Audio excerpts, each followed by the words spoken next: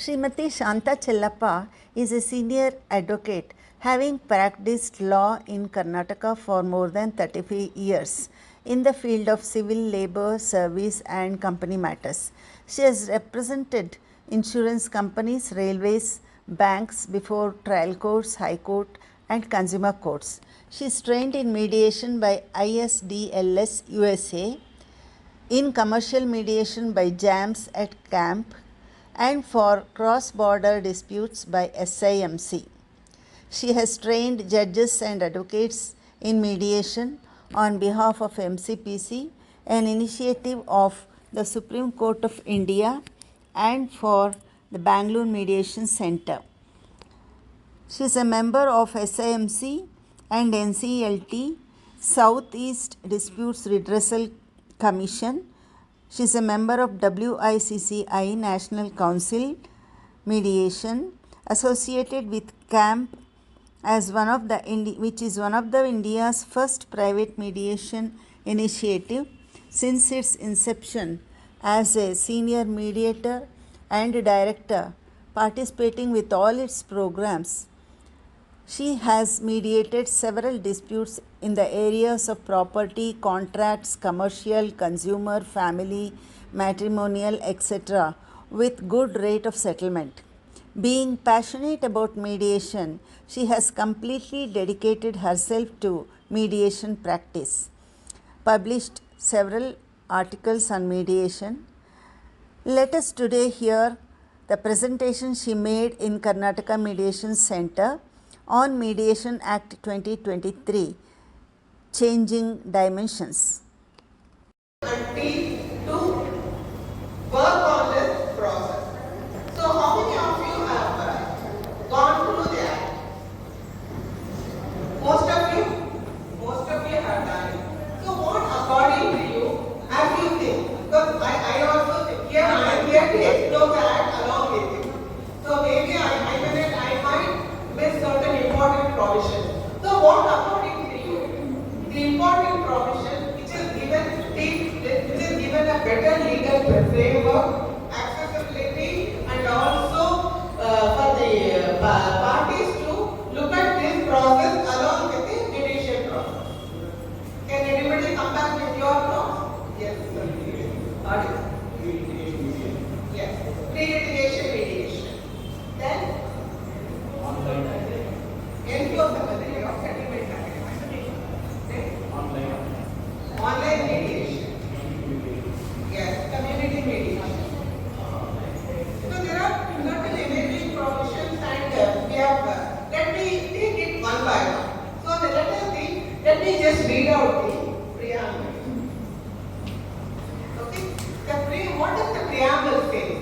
The preamble says, an act to promote and facilitate mediation, especially an institutional mediation, for resolution of disputes, commercial or otherwise, enforce mediated settlements agreements, provide a body for registration of mediator, to encourage community mediation, and to make online mediation as acceptable and cost-effective process and for matters connected there. So whatever you have just said has been covered under this preamble. In addition to this, institutional mediation, something like an arbitration, this act is also there to promote institutional mediation. So by institutional mediation, what is that they say? They are bringing in mediation service providers as a viable process because the parties can decide what is that with whom they want to go ahead. Especially the pre-litigation mediation, along with the post-annexed mediation and pre-litigation mediation for authorities under the Legal Services Authority. Mediation service providers have also been included, which is giving not only for the convenience of the parties, it is also giving as an opportunity mediator to have a professional expertise in that line. It is opening up a venue for us to try mediation as instead of doing it pro bono, it can be a profitable business which we can take it on as we are practicing law, we can practice mediation. So we all know that mediation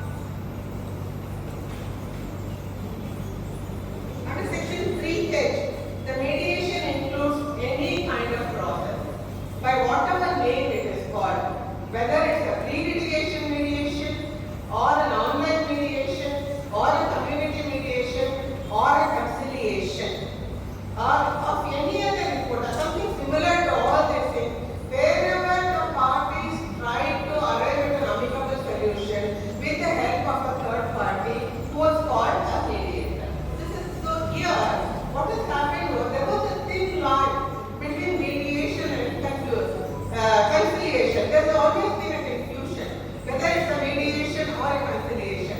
Now that confusion has been put to rest. Wherever it is mentioned as conciliation, also it's a mediation process. Hereinafter, after the act has come into force, it will be a mediation under the Mediation Act. In order to make it comfortable, even some of this act has got certain schedules wherein with the word conciliation and different enactments have been given a new meaning as the mediation under the act. If possible, I will go through one by one if I have the time. Otherwise, I will just move forward. One, you can look at it, Schedule 6, where the conciliation from Section 43D of the Arbitration and Conciliation Act has been substituted for the following. The Act says Section 61 is substituted for Section 61 to 81, which deals with the entire process. 61 to 81 section deals with the conciliation under the Arbitration and Conciliation Act. But what does the Section 61 say? Substitute reference to conciliation in enactment. Any provision in any other enactment for the time being in force, providing the resolution of disputes through conciliation in accordance of this act shall be construed as mediation under the Mediation Act. So completely the conciliation provisions have been removed from the Conciliation Act. Similarly, under Schedule 7, it talks about micro, small and medium enterprises act. Then under Section 18, there is a provision that any claim is made under Section 17, the Facilitation Council shall can act as a conciliator by themselves or refer the matter to an outside agency for conciliation. That has been substituted to say it should the facilitative committee can act as a mediator by themselves or they can refer to a service provider. So that wherever similarly under the Schedule 10, it stated that under the Consumer Protection Act, we all know that there is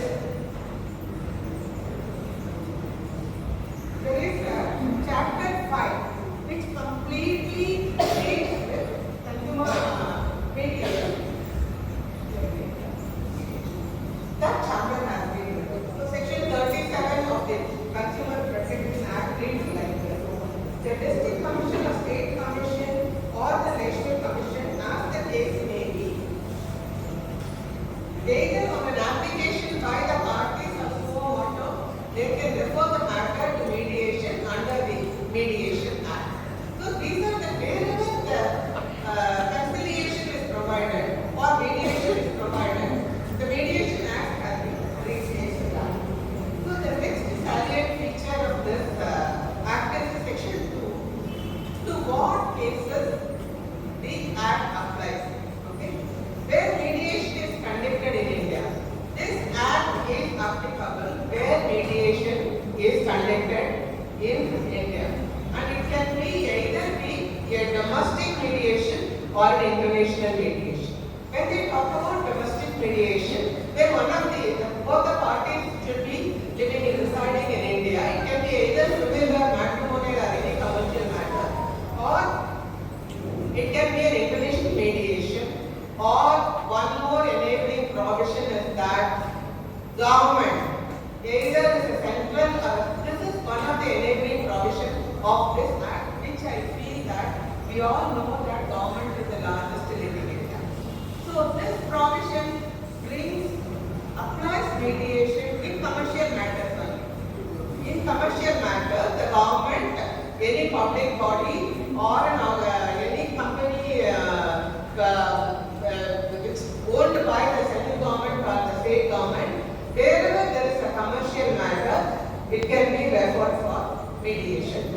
This section also enables the government to bring in other cases in appropriate, if the court, the government feels that it is appropriate to bring in within the ambit of mediation.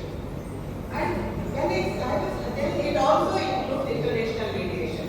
When we call it international mediation, we need to understand what is international mediation. International mediation is something where there is a dispute, which is the dispute should arise out of a legal relationship or a contractual relationship under the provisions of the Act which are available in India. And one of the parties should be residing outside, or it could be a company which is incorporated outside, or it could be an association or a body which is incorporated outside, or a foreign government. So even these matters can be mediated under the Mediation Act, and also this Act says that wherever there is an agreement that when there is a dispute, then the mediation should be conducted under the Mediation Act of 2023, then it has to be conducted only under Mediation Act. So these are the very enabling provisions because bring into our other international and domestic mediation and government mediation within the ambit of mediation. We also know that India is a signatory to the Singapore Convention, which is applicable for the enforcement of a mediated settlement arising out of international disputes. But the only thing is that it has not been ratified. As a result, any settlement cannot be enforced within India until the UN Convention is ratified by India. And the next one, which I consider as an enabling provision, is the jurisdictional flexibility. This is dealt under section 13 of the Act. See, we all know that most of the cases have to be conducted within the jurisdiction of the competent court or the tribunal. And that's what its section also says. Generally, the mediation has to be conducted within the jurisdiction of the competent court.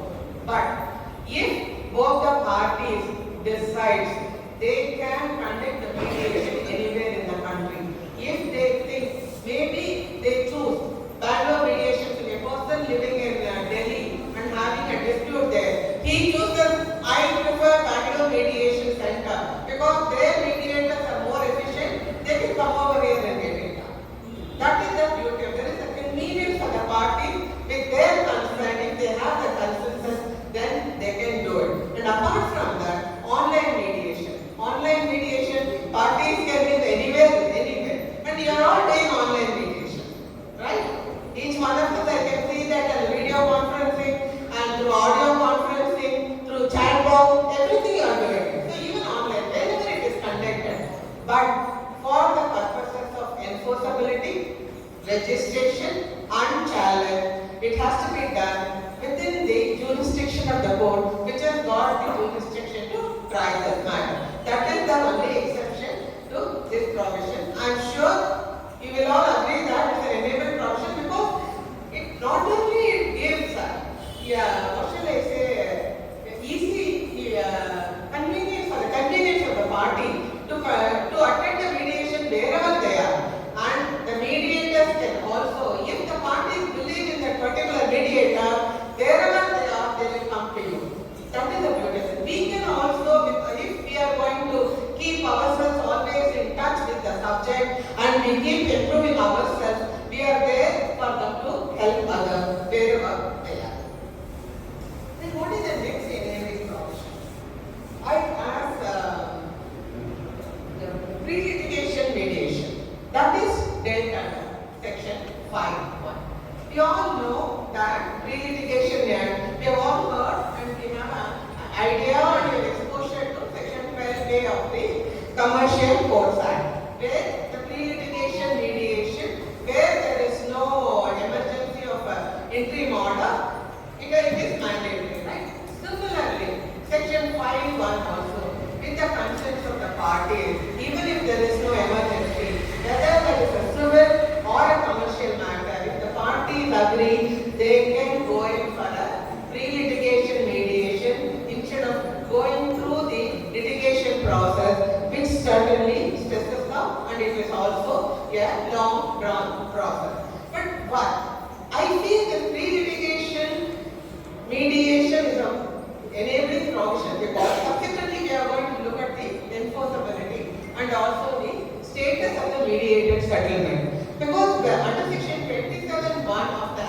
It says that when a mediation agreement is entered into, signed by the party, authenticated by the mediator. This is one step further, authenticated by the mediator. We have not been doing till now, right?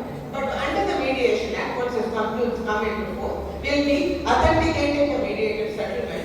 This settlement gets the status of a degree and it is enforceable under the Civil Procedure Code. This is something which is very good, especially in a pre-litigation mediation.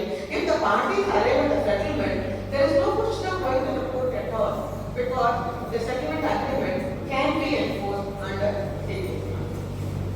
And as we go through pre-litigation mediation, I would also talk about post-litigation mediation. Post-litigation mediation, we are all doing it under Section 89 of the Act, under the guidance of rules framed by the High Court of Karnataka. Right? Under Section 1 of the Act deals with post-litigation mediation. It says that when there is no settlement arrived at a pre-litigation, at any stage of the process, the parties can opt for a post-litigation mediation, either to mediator or a mediation service provider. And at that time, when the parties are opting for post-litigation mediation, this court can pass an interim order in order to safeguard the interest of the parties. This is one of the enabling provisions which will give the parties a motivation to try mediation, or if they are going to move to do it, there is something which will really enable the parties to come instead of going through the long-drawn litigation process. This is under Section 6. The Section says whatever identified under Schedule 1 of the Act cannot be mediated. We all know that. Till now, we have been following Afghan case, right? Criminal prosecution matters there, some of the non-confrontable criminal matters, PAS, where minors, deities, and intellectual capability, person without intellectual capability, all those cases where there is a declaration needed against the government. Some of the cases which we feel that that's what Afghan has said, which cannot be mediated. The same thing, whereas the Schedule 1 of the Act not only includes what is contemplated under Afghan, it also more than that. It's an exhaustive schedule. I believe each one of us should go through that before deciding. Instead of going into the whole thing, you can do that. But another most important enabling provision, which I feel we should all know, because some of us still we are all not only practicing advocate and also mediator, MBC cases. Under 5 says, the Act says that, now we all know that MBC matter, the first step for the resolution is that the insurance has to offer certain compensation to the parties, and the party agrees, then the court passes an order. Am I right in saying that? People who have been doing MBC matters, they correct me if I am wrong, under Section 149. But what this 5.6 says that, if there is no settlement under Section 149 of MBC Act, even then, the court has to send the matter for litigation in mediation for them to arrive at a settlement. Only if there is no settlement under that, then it goes back for trial before the MBC claims tribunal. Why did this happen? We all know about Krishnamurthy versus New India Assurance Company, where the Supreme Court has advised that motor vehicle accident claims should go for mediation, and also the court recommended that there should be a standalone mediation, if I remember correct. Right? That was the starting point for looking at, am I right in that thing? Okay, yeah. That's yeah. So that is something, because of that, this provision has been included under Section 5. Then comes mediator. What is the definition of mediators under that? Any person who has been appointed by the consent of both the parties or by a service provider in order to conduct a mediation to resolve the dispute between the parties, with the definition under the Act.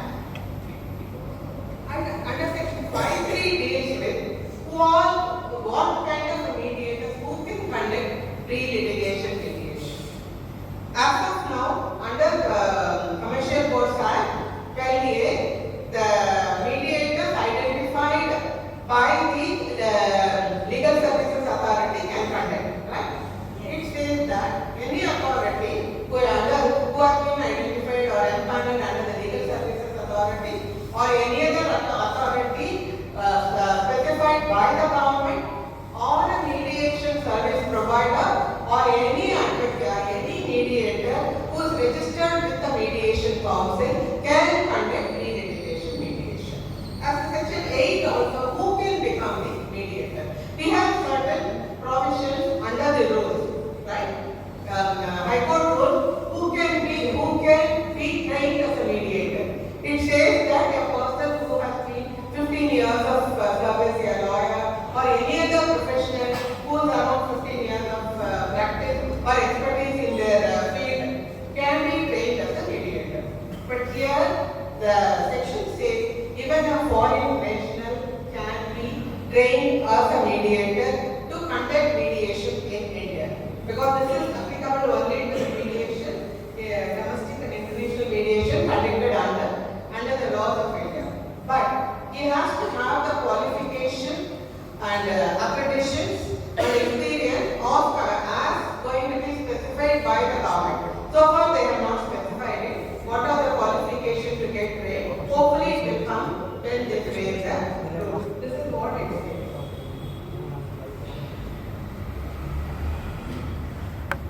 So how can they be appointed? The mediators can be appointed by the consent of the parties. Till now, we are more exposed to court and its mediation. Here the parties have no choice to select their mediators. Generally it is the organization which selects. In private mediation, even now they have the option to select the mediators in the organization. So who can select mediators? Normally the consent of the party, they can select the mediator. Only if they are not able to select the mediators to conduct the mediation, then they can approach the mediation service provider who can select the mediators for them, and the mediator has to accept that within 7 days, and if they don't, if he doesn't accept, then they have to select another mediator. And all these provisions are given under the Act. So next I would like to talk about the time frame. So as of now, we have I think 60 days plus 30 days which can be extended by the court with the consent of both the parties. But the Act gives 120 days which can be extended with the consent of the parties for another 60 days. So totally we have our 6-month period for completing a mediation process, which I feel is fair enough to have a good mediation conducted for all of us. Because we also need time. We can't be just pushing without this collecting of information, the various steps we have to follow in mediation. This is something similar to fast track arbitration. People who are doing arbitration here will know that the time frame given under the Arbitration Act is 120 in 1 year, which can be extended by another 6 months under 29 days. But under 29 days, if I am wrong, please correct me, because these are all things which I have just collected, but I am not very sure. Okay, I might make a mistake also. Kindly correct me if I am wrong. What I understand is that under the Arbitration and Conciliation Act, you have a 6 months for fast track arbitration. Am I right? So in case that fails, then you have to go back to 29 days. But under the Mediation Act, we cannot go back. This is the time frame that within 6 months the mediation has to be conducted. Otherwise, it has to go back to the court, or whatever the parties decide to do. Then another important provision of this Act is confidentiality and privilege against disclosure. Confidentiality, already we are all following it. We know that any submissions made in the mediation, any documents furnished or document made and offers made, whatever the statement makes are all confidential, and nobody can call upon either the mediator or the parties or the expert to court or in any arbitration proceeding to understand what transpired in mediation. This is provided under the rules, right? The High Court rules, it is provided between 20 to 23 items. Rule 20 to 23 provides for that. And it also provides that we cannot be called upon to the court, either the mediator or the parties cannot be called upon to the court. But what this section says is that includes all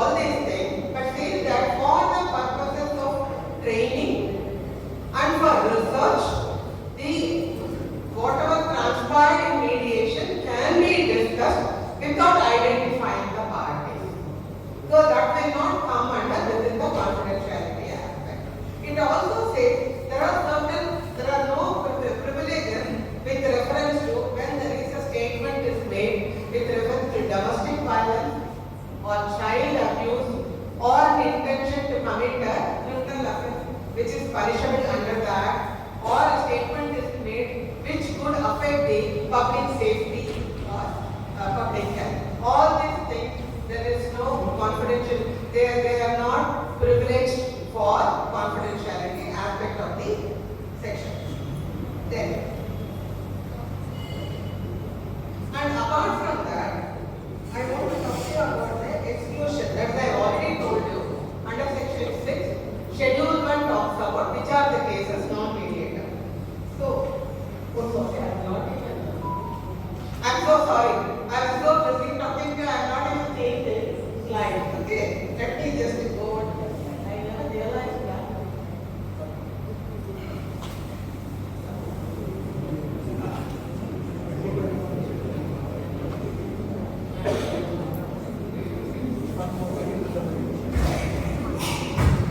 Next important is that enforceability. Section 27(1) talks about enforceability of the Mediation Act. It says that a mediated settlement which is signed by the party and which is authenticated by the mediator get the status of a decree and is enforceable under the Mediation. This is another enabling provision which could motivate the parties to go for mediation, because there is a time limit. The matter gets settled, they can finish it off within the very small stringent time frame. Even if the matter does not get settled, the another duty of this mediation is that the advocate and the parties have to prepare themselves while coming in the further. Within that 180 days, they need to understand the case fully, the case law and everything. So the advocate also has to prepare himself, the parties also preparing themselves. As a result of it, even for a moment assuming that the mediation was not successful at that point of time, the advocate is prepared, the parties are prepared, so that it will give them more deep with reference to the case which they are dealing with. And another duty of this is that at any point later, they can always come back to mediation. So that is why this time frame really helps. And enforceability also helps the party to opt for mediation before going for any litigation. And apart from that, the section 21 talks about non-settlement report. And this is the settlement report has to be signed, and in case of ad hoc mediation, the mediator signs and give a copy to the party, and in case of service provider, it is given to the service provider along with the law, who he takes care of the administration of the settlement report. And then section 21 talks about the non-settlement report, how it should be prepared. As we are doing it here, no, we are not supposed to give any reason. We have Supreme Court cases on how the settlement report has to be given, and we are not aware of that. So, same thing is also given here. The Act says that you cannot give the reasons why the settlement has failed, and you also give a detail of how the discussions went. It has to be settled. If it is settled, it has to go back to the settlement terms of the agreement. If it is not settled, a non-settlement report has to go back. And then registration of media settlement agreement.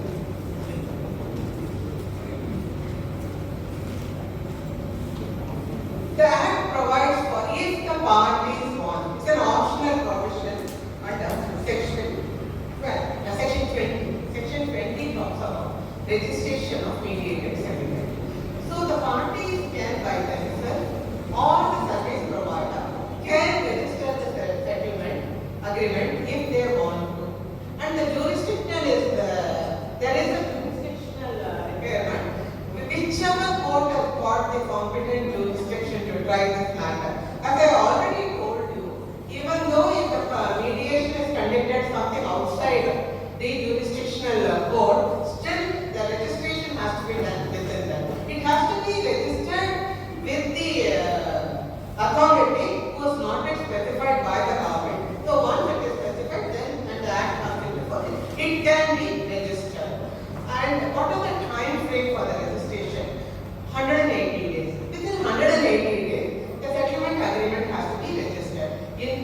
parties want to extend the period, beyond that, on payment of certain fees, the time limit can be extended. Then comes challenge to mediated settlement. What is your experience? Do you think that there can be challenge to mediation and settlement agreement? Not really, right? That's what I also feel. As they have seen, with our experience for several years, I don't think it's very rarely mediated settlement agreements are being challenged. But still, the section provision have been made under the Act, but they are very stringent provision, either on the grounds of fraud or impersonation. With questionable is also not there. Grounds they are fraud, corruption or impersonation, or where the mediation or unsuitability. Suppose an unsuitable matter has been challenged. So that also the time frame given for this challenge is very, very stringent. From the date the parties receive the settlement agreement copy, 90 days. And if there is a sufficient cause, the court, because it has to be done in the court, which are like compromise degree, order 23 rule 3, if at all we want to challenge it on a certain ground, we have to do it within the court only, which has got the similarly, the court which has got the jurisdiction to try this matter about can go, that court can extend it by another 90 days. There is another very important provision which I think, maybe I am wrong, the extension of limitation period. Can you tell me, I think under the Commercial Codes Act, when it goes for mediation, there is a provision for extension of limitation. I don't know about this in any arbitration act doesn't have, and I don't think any other act has got, but this act has included that if the mediation is started within the limitation period, time gets excluded to that extent. This will give certain, what shall I say, safeguard to the parties. So if they feel that, because there will be a fear in the minds of the parties, if I go for mediation, if it gets, then my limitation, because at the end, I have to file a case, then I can go for mediation. It's not like that. If they go for mediation also, and how does it start? From the date they get a notice of under section 40, when it starts and when the report is submitted or the non-settlement report is sent. Within that is under section 24. Within that period, most likely 6 months period, limitation can be extended. Then, apart from that, there is several comprehensive provision. The Act also says how the mediation agreement should be formatted under section 4, and how the mediation service provider should appoint the mediator, the procedure to be followed under section 8 of that, and the guiding principles of mediation, how the mediation settlement to be drawn, and the creation of a regulatory body, which is very, very important. The mediation council, we all know that the sections have already been notified for the creation of mediation council. Not yet, as I understand, it has not yet been formulated, but it has already been notified for creation. And how the objects of what is that the mediation council should do? What is their object? How they should register the MSP, and how they should register the mediator, and how they should recognize the mediator, mediation institute, workshop, everything is covered under that. I'm so sorry that I could not go into details of these sections for the simple reason of the time. So the role of it also talks about the role of mediation services provider under section 40 and 41, how they can appoint, how they should accredit the mediator, what kind of a training they should do,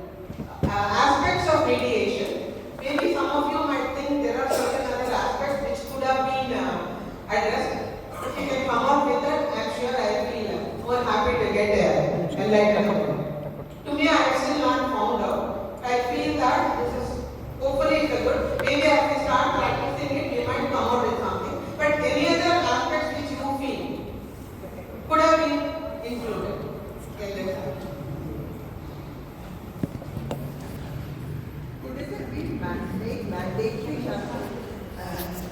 Stop ಮಾಡಿ Has included provisions which are giving it a legal framework.